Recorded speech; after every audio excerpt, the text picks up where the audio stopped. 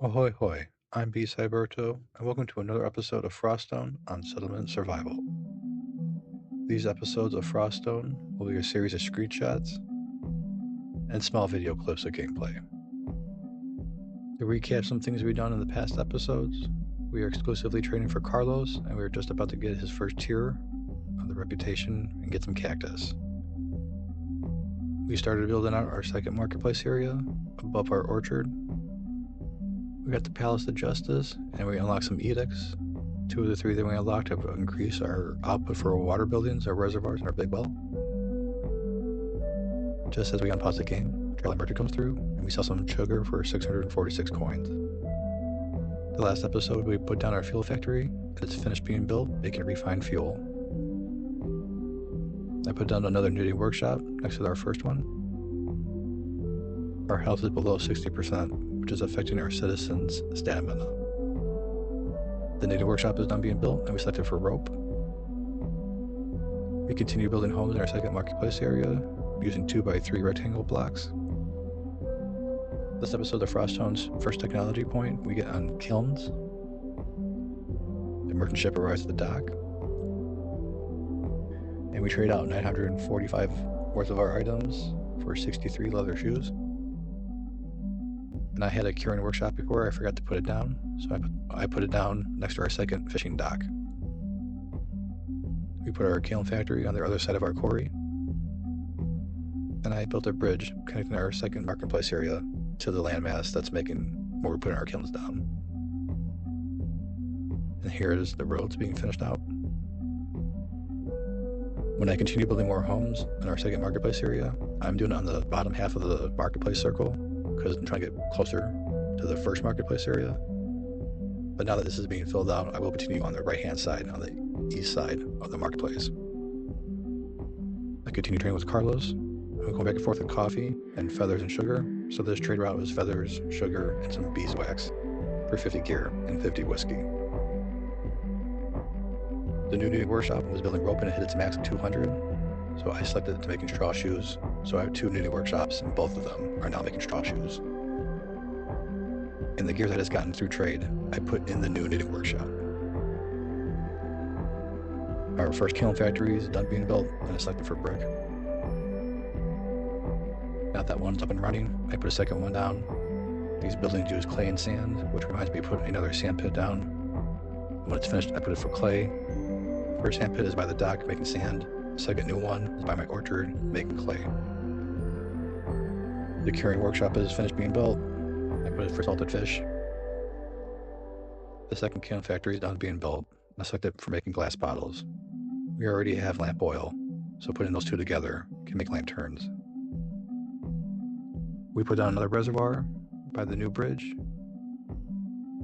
And we got the first tier of reputation for Carlos, which gives us cactus seeds. I'm going to continue trading with Carlos for a second tier, which will give us agave. Our population has grown, and we get another administrator spot. And out of a +1 for livability proficiency or +1 for trading proficiency, I go with trading. We get another technology point, and I use it on food processing,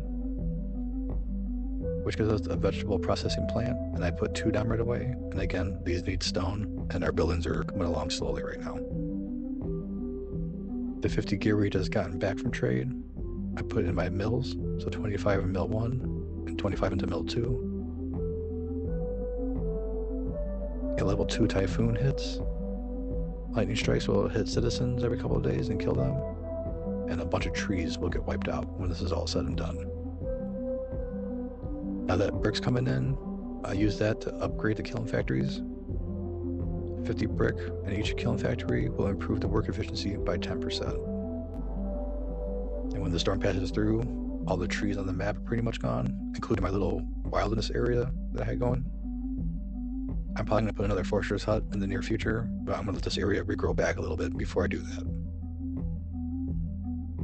And on the map, I'm on a large map, 98% of all the trees are completely gone. And you can see just the piles of stone and iron that are left over.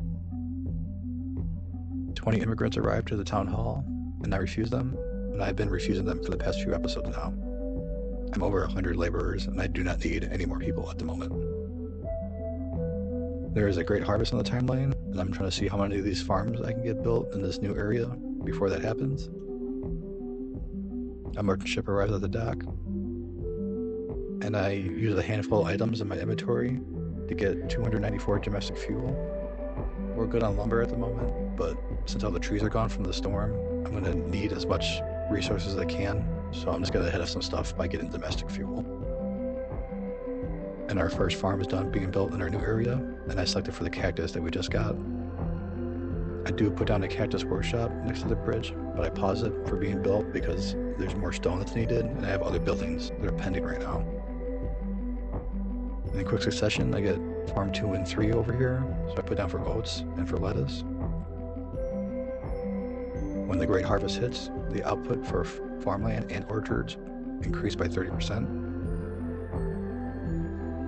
Traveling merchant comes through, and I'm able to get rid of some dry dung for 490 coins.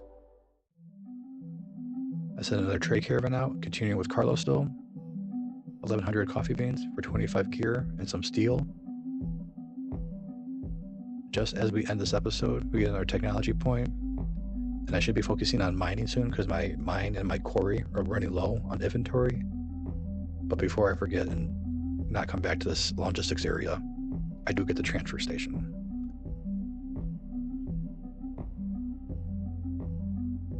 Thanks for watching episode 8 of Froststone. Stay tuned for the next episode.